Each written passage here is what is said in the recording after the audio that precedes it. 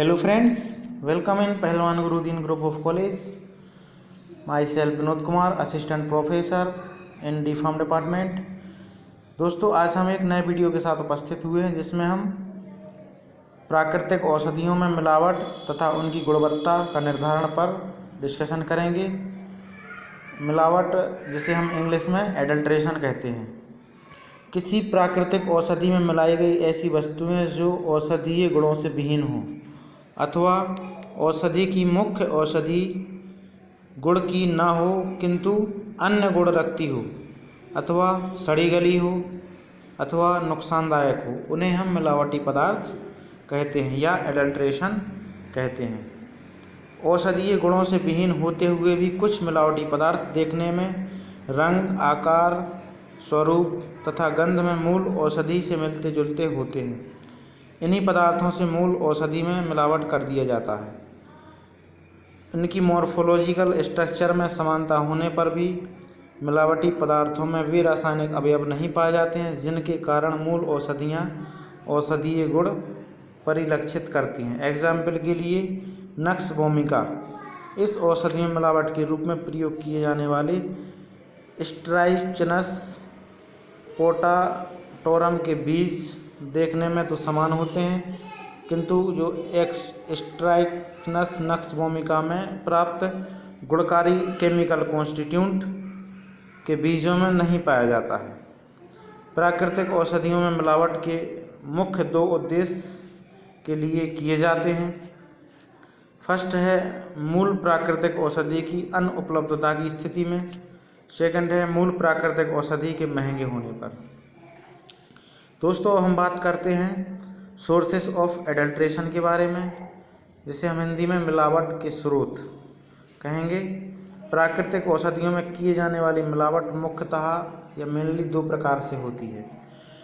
First है अनजाने में की गई मिलावट, सेकंड है जानबूझकर की गई मिलावट।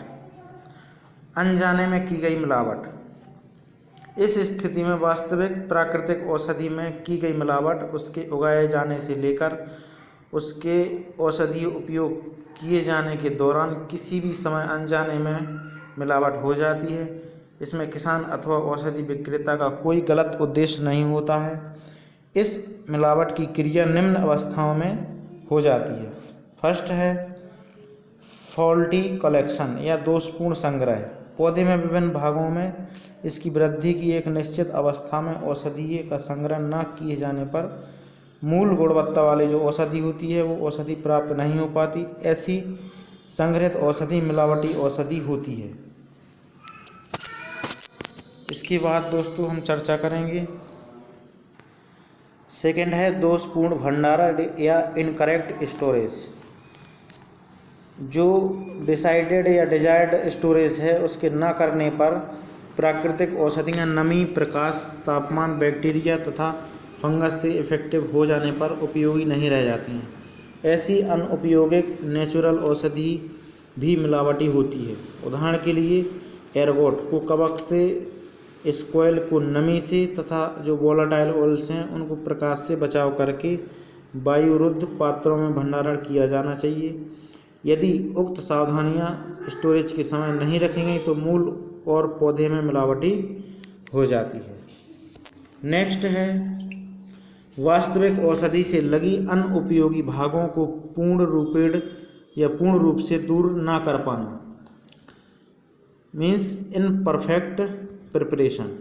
उदाहरण के लिए अदरक के राइजोम से लगा कॉर्क, लेमन पील में पेरिकार्प का आंतरिक सफ़ेद रंग का गूदेदार भाग या इसे हम स्पंजी पार्ट कहते हैं, क्यूलेलिया की छाल के आंतरिक भाग से लगा हुआ राइटिडोमा मूल औषधि मिलावटी भाग होता है।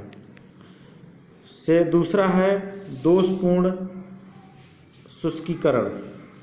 औषधियों का दोषपूर्ण शुष्कीकरण, improper drying of crude drugs. दोषपूर्ण विधि से सुखाई गई प्राकृतिक औषधियाँ मिलावटी श्रेणी के अंतर्गत आती हैं।